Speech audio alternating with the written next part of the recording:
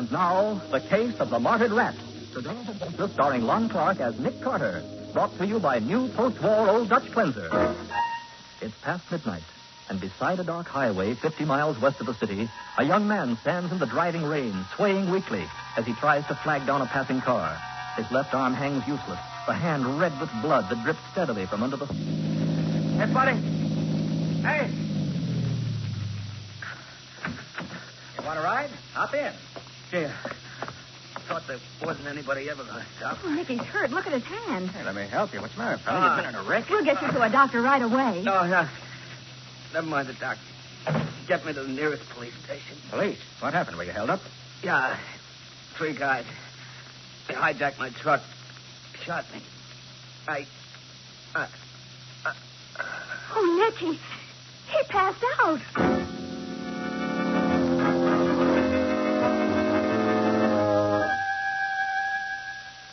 Hello? Is this Mr. Henry Barton of the Barton Motor Freight Company? Yes. Who are you? My name's Carter, Mr. Barton. I'm speaking for one of your drivers, Red Kennedy. What? Is Red in trouble? Yeah, I asked you to let you know that his truck was hijacked tonight 10 miles west of Elm City. Good heavens. That truck was carrying a load worth almost $30,000. How about Red? Is he all right? He's been shot, but it's only a flesh wound. The doctor says he's in pretty good shape. You tell that doctor that I want Red to have the best of everything. What did you say your name was? Carter, Nick Carter. Oh, you're a detective, aren't you? Well, yes, I'm a private investigator. All right, then, go to work. Find out who held up my truck. Get that cargo back. Report to me tomorrow afternoon. No, wait a minute. I haven't said I'd take this case. I'm asking you, ain't I? How about it? Okay, I'll do it. For Red's sake. I don't like seeing people hijacked. Fine. See you in my office at 2 o'clock sharp. Good night.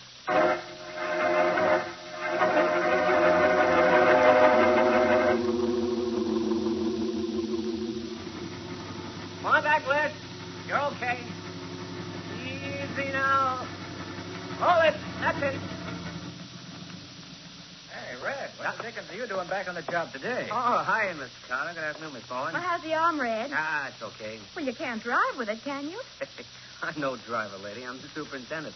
Last night was an emergency. Oh. So I checked the load on this crate? Yeah. Oh, Les, I want you to meet Mr. Carter and Miss Bowen. This is Les Gone. Oh, how do you do? Hello, How do you Les. do? This is a guy that ought to have this hole in his arm instead of me. Hmm? That was supposed to be his run last night. Oh, how come it wasn't? Well, I was sick, and the boss asked Red to take over for me. I see. Lucky for you. Yeah. Come on, folks. I'll take you to the boss's office. He's waiting for you.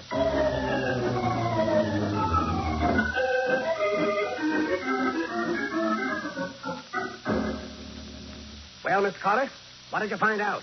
So far, not much, Mr. Barton. We did go out and take a look at the truck last night, but we couldn't tell anything from that. What do you mean? Parked half a mile off the main highway on a side road. Yeah, that's where the hijackers made me drive so that they could load the stuff into their own truck. How about tire tracks? Don't you detectives locate criminals or things like that? Well, not unless there are tire tracks, Mr. Barton. You see, there's plenty of mud where the truck was parked, sort of red clay, but the rain had washed out any wheel marks there might have been. Mm-hmm. In other words, you haven't found out one blame thing. Now, see here, Mr. Barton, you can't expect miracles. Miracles? Look, What? can you give me a list of everything that was stolen last night? Yes, I've got it right here. Cigarettes, nylons, silverware, electrical appliances, chemicals, and a lot of small stuff. Most of those things could be easily disposed of. Yeah. Oh, by the way, Red, what about Les? Think he can drive tonight? Sure, Les is okay, Mr. Barton. Oh, is that the driver who was sick last night? Sick. He was drunk. Sent him back to Kittery's boarding house to sleep it off. Made Red take over the run. Oh, look, boss. Les wasn't drunk. I told you that last night. I smell liquor on his breath. All right, so he had a drink, maybe two, but he never done it before, did he? No. You better not do it again. If it hadn't been for you, I'd have fired him on the spot. Well, Mr. Barton, I'll let you know as soon as I've got anything definite. Good. And don't make it any later than the day after tomorrow.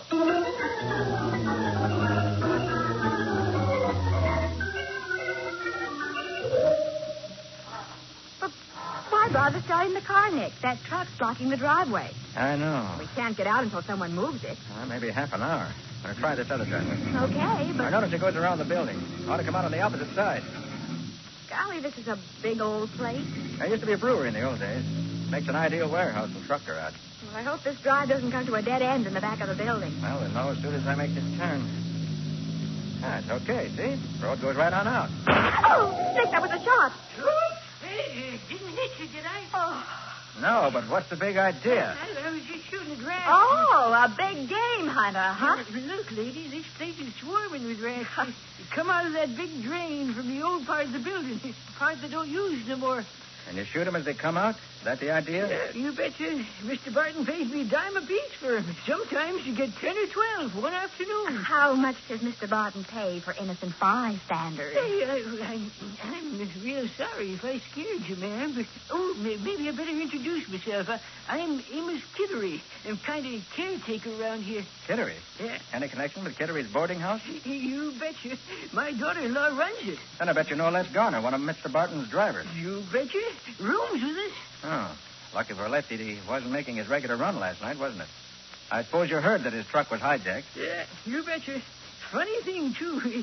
Les must have had a feeling something was going to happen on that run. Well, why do you say that? Oh, because he was nervous and jumpy all day long. Oh? Like as if he was dreading something. Dreading something? Yeah. He even started to drink in the middle of the afternoon. Les never done that since I know him. That's so. Yeah, you betcha. Acted like he had to work up his courage and go to work. He got so drunk the boss wouldn't let him drive. So he stayed home safe and fed, huh? Yeah, not so as you'd notice it. Went right back to the saloon and started slugging them down again. Then all of a sudden he jumped in his car and lit out. Lit out for where? No telling. Didn't get back till almost daylight. And was that car a mess? Let's give me $1 to wash it off for him today. Doggone red clay you ever did see. Red clay? You betcha. Like to never got it off. Nick, that road last night. Yes, Betsy, I know what you mean. Mr. Kittery, where is your daughter's boarding house? When you get on the street, just down the driveway there, it's about a half-mile straight ahead on the left-hand side. There's this sign out in front. Why? Because if any of that red clay is still stuck under the fenders of Les's car, I want to compare it with some I took off a truck. It ain't likely they'd be the same. Maybe not, but if they are, Les Garner is going to have to do some pretty heavy explaining.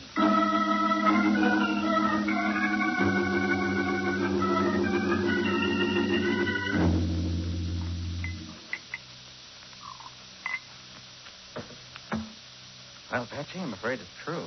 Finished your analysis, Nick? Yeah. Clay from the hijacked truck and that from Les Garner's car had exactly the same chemical composition. Oh, then they must have come from the same place. No question about it. But if Les was in on the holdup, Nick, do you think he faked being drunk in order to get out of driving? Look, Patsy, suppose Les was approached by the hijackers and agreed to let them know when he'd be carrying a valuable load. Yeah. Well, they might have arranged a fake holdup. Why, yes. That could account for his nervousness that day. Right.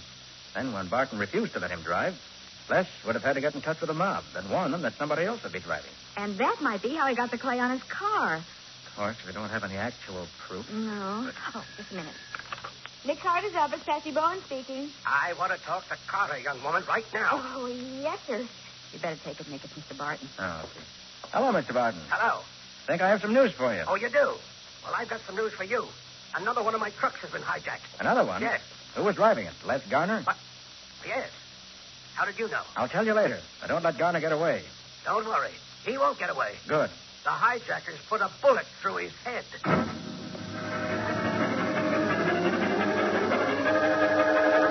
So Les Garner, the man Nick counted on to lead him to the hijackers, has been killed. We'll see what happens in just a moment.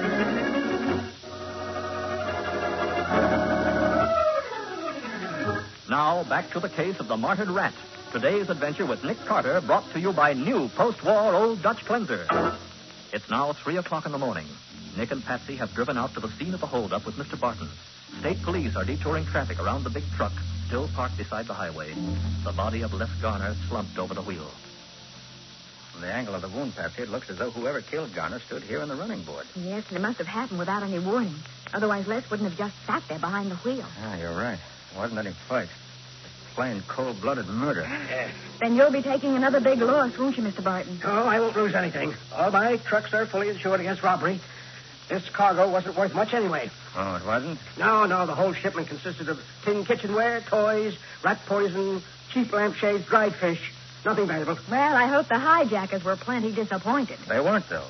At least they went to the trouble of unloading the stuff, even after they saw what it was. Well, they must have been pretty dangerous, too, right on a busy highway like this. Maybe they took the truck off on a side road to unload it and then brought it back here. No, Mr. Barton. Les was killed here. The bloodstains show that his body hasn't been moved from behind the wheel. If you're all through, Mr. Carter, we'd like to take the body into town. Okay, officer. Thanks for your help. That's what we're here for, Mr. Carter. Okay, Doc, you can take over now. Oh, by the way, officer. Yeah? Exactly what time was the body found? Let me see. Got it down here. 12:45. 12:45? Yep. But you didn't notify Mr. Barton until after 1:30. That wasn't our fault, lady. We tried to phone him, but there wasn't any answer. Yeah, well, my pinochle club met last night, and I didn't get home till after 1. Pinochle Club. Yeah, but come on, let's get back to the car. Oh, that's a good idea. Hey, Mr. I'm Barton. getting cold. How long would it take to move the sort of load you had on this truck from one truck to another? At least half an hour. Why? I'm trying to figure out what happened. Well, it's plain enough. They made a big haul the first time, so they tried it again. And then No. Hijackers don't rob just any truck. They always have information about which trucks are carrying valuable cargoes. But, Nick, this truck didn't have a valuable cargo. Which proves Mr. Carter is wrong for the second time tonight, young lady. The second time? Didn't you say that Les Garner was mixed up with the hijackers? I did. Well, the fact that they had to kill him to get the cargo proves you were wrong there, too. No, Mr. Barton. The hijackers didn't kill Les in order to get that worthless cargo. They stole the cargo in order to cover up his murder. What? You mean that Les was murdered so he couldn't talk about the first robbery? Exactly. What? The truck was hijacked to make it look like another holdup. Oh, you're crazy. Who knew what was on that first truck and what route it was going to take? Les knew, and Red, as superintendent, knew. Even before he took over as driver. But that's all. Well, didn't anyone else know? Absolutely not. Not even you? Yes, of course, I knew. Oh, Patsy, Hmm? when we get back to town, remind me to call the newspapers. Call the newspapers. But why, Nick? Because you can locate all sorts of things through a newspaper ad. And maybe, if we advertise, we can locate a murderer.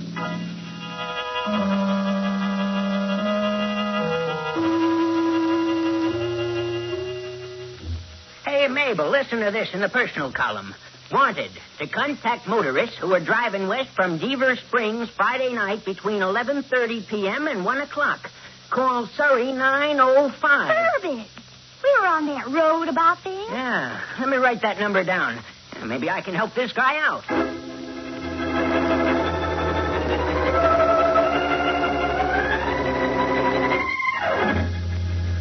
Yes, Mr. Hammond, I'm trying to get information about a trailer truck that was parked just beyond the top of a long hill 10 miles west of Deaver Springs Friday night. Barton motor freight truck? Yes. Did you see it? I'll say I did. I got stuck behind it at the bottom of the hill and had to go all the way up and low. That's why I remember the name. Well, do you remember what time that was, Mr. Hammond? Yes. As a matter of fact, I had the car radio on waiting for the 12:30 news. It started just as I went around him at the top of the hill. Was there another truck on the hill at the same time? No, just one other passenger car and me.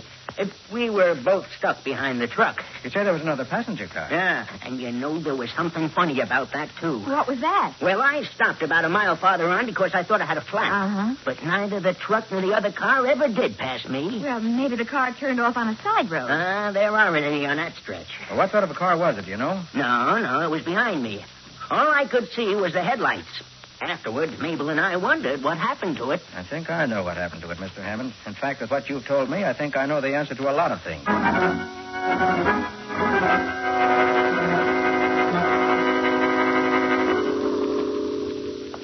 Oh, Nick.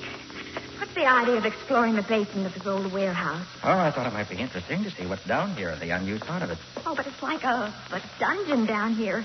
I can... Something ran across my foot. Yeah, probably a rat. A rat? Oh, dear. I thought we'd run into some rats. That's why I warned you to wear slacks in your heavy walking boots. Oh, but... Oh, honestly, this part of the building is alive with them. Oh, Here, let's see what's on the other side of this door. you seem to know exactly where you're going. Look where I threw the flashlight. See those marks in the dust? Oh, yes. Well, I'm following him. But if you asked Mr. Barton, he probably would have sent somebody along to clear the rats out of the way, at I least. didn't want Barton or anybody else to know we'd be snooping around this part of the building. Oh, here's another door. Shall we go through that, too? Mm-hmm. Oh, golly, it's musty in here. Yeah. This must have been used for storage rooms when the place was a brewery. Oh, Nick, it's another rat. Look, Patsy, you insisted on coming I along. know, but...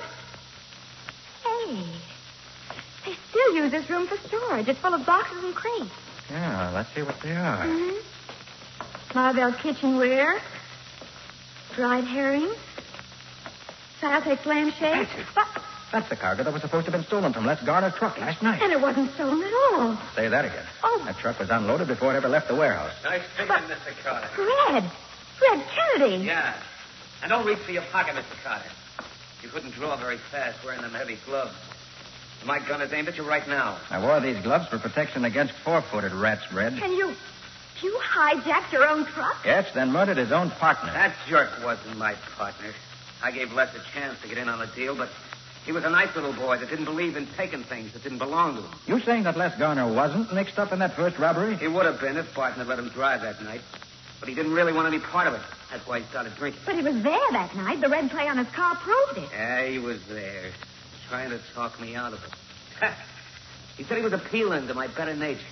So that's how you got shot. There was a fight? No, I just laughed at the jerk and sent him back to town. But then who shot you? I put that bullet hole in my arm myself. You... Just to make the holdup look like the McCoy. For a $30,000 cargo, it was worth it. And then when you learned that Nick was suspicious of Les, you killed him. That's right. Oh. Jellyfish would have spilled everything if he'd been pinched. So I unloaded his truck, told him the schedule had been changed, and that he was to pick up a load in Pittsburgh. And when he left, I followed his truck, flagged it down, and got rid of him. Won't be so easy getting rid of us, Red. No? No. If anybody hears shots coming from this part of the building... Are you kidding? You can shoot off a cannon down here without nobody hearing it outside. No. No, I got a better idea. Yeah? What is it? You're going to get locked in down here by accident. Oh, no. Here, wait a minute, Red. Sorry, Carter. Maybe I'll come back and see you again in a couple of years. Oh, Red, that's Nick. Nick, what are we going to do? Get away from the door, Bradley. I want to try something. But we can't. It worked. No. Did you... Bullets don't mean a thing against the door like that. But, Nick, nobody knows we're here. Nobody will come looking for us. We've got to break out of here somehow. We can't break out. Maybe if we yell loud enough, somebody will hear us. Patsy, these walls are over a foot thick. No one can possibly hear us. No one can possibly... Oh, Nick. Nick, it's like being in a tomb. Nick, we're buried alive.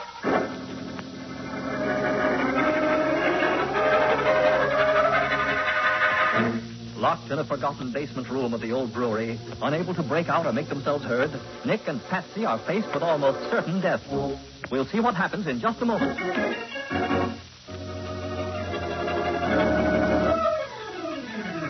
Now for the conclusion of the case of the martyred rat. Today's adventure with Nick Carter, brought to you by new post-war Old Dutch Cleanser. Red Kennedy has left Nick and Patsy to die, locked in a small windowless basement room deep inside the old brewery. Now Nick examines the door with his flashlight. Can you do anything with the lock, Nick? There isn't any lock on this side, not even a keyhole. It's all on the other side. Oh, if only somebody knew we'd come here. What's the matter? Oh, another rat. They're all over. Oh. Hey, rats. Yes, rats. Look, Patsy, those rats must come from somewhere, and these are brick walls. There has to be a... Here, let me see. Yeah, there it is. There what is? A drain pipe. Here, hold the flashlight while I move some of these boxes. Oh, Nick, have you got an idea how we can get out? Barton said this stuff included a shipment of rat poison. Yeah, but... Shine the light on this box. Sure kill rat poison. They die outside. Outside, Patsy, and the rats can get outside through the drain pipe. Oh, but what good does that do us? Look, when I was a kid, I used to make rabbit traps out of a box to stick in a piece of string. Yeah, but Nick... You prop the box up with a string and tie the string to it. Then when the rabbit goes under the box after the bait, you pull the string, and the box falls down on top of it. I still don't Patsy, see. if we can get some of these rats into a trap, maybe they'll get us out of the trap we're in.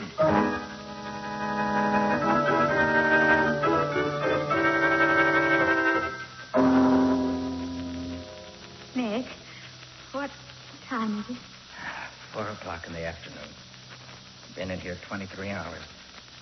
I guess it didn't work, did it? Afraid not. It was such a nice scheme, too. Tying messages to the legs of those rats. Then letting them eat the rat poison and escaping to the drain pipe. Darn it. One or two of them must have got to. The boxes containing the poison said they always go out into the open air to die. Well, maybe they died. And nobody found them. Yeah, maybe. Carter! But... Carter! Listen. Carter! Carter, where are you? That's Barton. He's phoned us. We're here, Mr. Barton. Get here!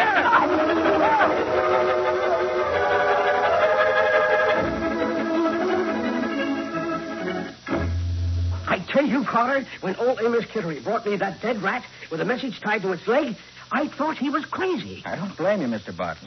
I gambled on the chance that Kittery would either shoot or find one that had a message tied to it. Well, it turned out to be a good gamble, but why did you think you'd find the stolen cargo where you did? Because Garner's truck was seen climbing the hill at 12:30, just 15 minutes before his body was found. And you told us it would take at least 30 minutes to unload the truck. That's why I figured that truck must have been empty when it left the warehouse. I see. Then when I heard about the car that followed Garner up the hill, but no farther, I was pretty sure the driver of it was the one who killed Garner. Why? Well, there was nothing wrong with the truck, which meant that Garner wouldn't have stopped without being flagged down. And by somebody he knew. Yes, you're right there. He wouldn't have stopped for a stranger. It also had to be somebody who worked here, Mr. Barton. Sure, otherwise the driver of that car wouldn't have known the route, and he wouldn't have had a chance to unload the truck before it pulled out of here. Well, it could have been me, of course. Don't think I didn't think of you. Oh, you did you? Of course I did, but I checked your alibi. You didn't do very well in that pinochle game, did you, Mr. Barton? No. That's why you didn't care to talk about it. Well, By the way, Red's confessed that the first cargo, the one that was hijacked when he was driving, is hidden in an old barn nearby. You better send out a truck boy. Yeah, I'll do that right away. And, Carter, I've got to give you credit. You did a fine job. Oh, thanks. But there's just one thing. Yeah, what's that, Patsy? Well, I still loathe rats, but I feel kind of sorry for the one that got our message through. We poisoned him, and then he saved our lives. Well, he was a martyr in a good cause, Miss Bowen. We'll bury him with honors. Yes, Patsy. And every year on this day, you can put a piece of cheese on his grave.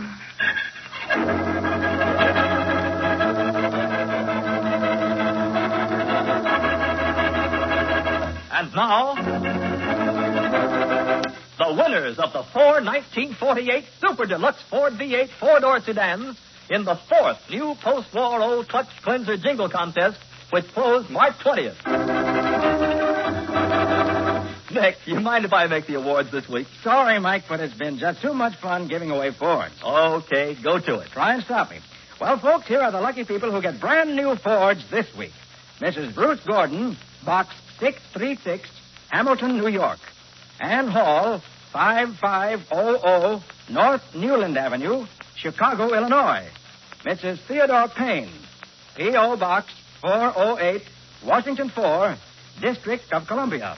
And Mrs. Vera Feeter, 8017 North Whitney Road, Milwaukee 11, Wisconsin.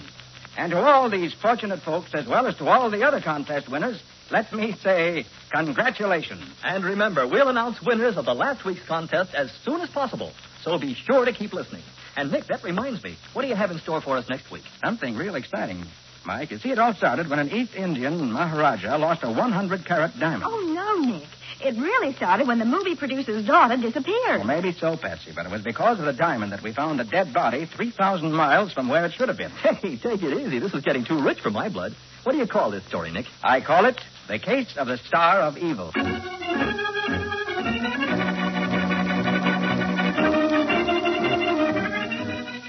Nick Carter, Master Detective, is presented each week at this time by the Cudahy Packing Company. It is produced and directed by Jock McGregor and is copyrighted by Street and Smith Publications, Incorporated. Charlotte Manson is featured as Patsy. Today's script was written by Jim Parsons. Original music is played by Henry Silverne. This program is fictional, and any resemblance to actual persons, living or dead, is purely coincidental. Because of the state of our schools, the future of 28 million American children is in peril. This means we must all work to improve educational conditions, because the future of these children and their teachers is the future of America. This is Michael Fitzmaurice saying, when minutes count, use new post-war Old Dutch Cleanser. Hold it. That's it. Hey, Red, what the dickens are you doing back on the job today? Oh, hi, Miss Carter. Good afternoon, Miss Bowen. Well, how's the arm, Red? It's okay. Well, you can't drive with it, can you? I'm no driver, lady. I'm the superintendent. Last night was an emergency. Oh. So I checked the load on this crate. Yeah. Oh, Les, I want you to meet Mr. Carter and Miss Bowen. This is Les Gone. How do you do? Hello, Les. This is a guy that ought to have this hole in his arm instead of me. Hmm? That was supposed to be his run last night. Oh, how come it wasn't? Well, I was sick, and the boss asked Red to take over for me. I see. Lucky for you. Yeah. Come on, folks. I'll take you to the boss's office. He's waiting for you.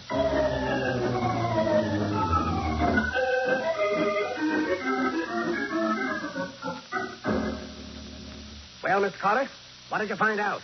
So far, not much, Mr. Barton. We did go out and take a look at the truck last night, but we couldn't tell anything from Matt. What do you mean? Parked half a mile off the main highway on a side road. Yeah, that's where the hijackers made me drive so that they could load the stuff into their own truck. How about tire tracks? Don't you detectives locate criminals, things like that? Well, not unless there are tire tracks, Mr. Barton. You see, there's plenty of mud where the truck was parked, sort of red clay, but the rain had washed out any wheel marks there might have been. Mm-hmm. In other words, you haven't found out one blame thing. Now, see here, Mr. Barton, you can't expect miracles. Miracles? Look. What? Can you give me a lift? He's been shot, but it's only a flesh wound. The doctor says he's in pretty good shape. You tell that doctor that I want Red to have the best of everything. What did you say your name was? Carter, Nick Carter. Oh, you're a detective, aren't you? Well, yes, I'm a private investigator. All right, then, go to work. Find out who held up my truck.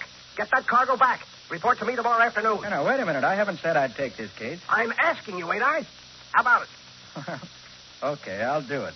For Red's sake. I don't like seeing people hijacked. Fine. See you in my office at 2 o'clock sharp. Good night.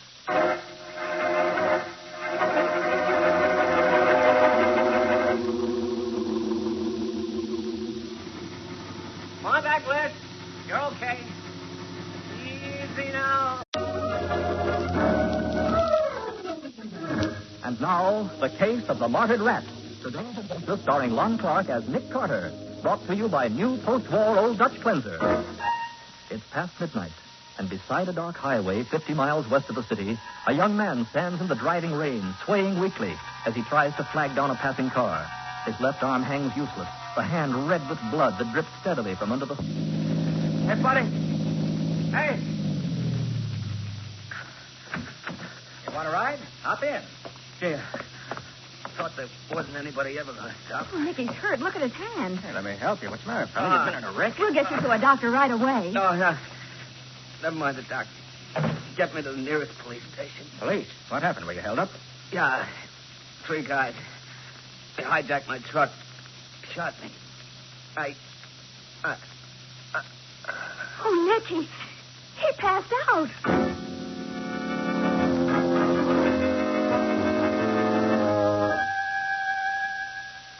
Hello? Is this Mr. Henry Barton of the Barton Motor Freight Company? Yes. Who are you? My name's Carter, Mr. Barton. I'm speaking for one of your drivers, Red Kennedy. What? Is Red in trouble? Yeah, I asked you to let you know that his truck was hijacked tonight 10 miles west of Elm City. Good heavens. That truck was carrying a load worth almost $30,000. How about Red? Is he all right?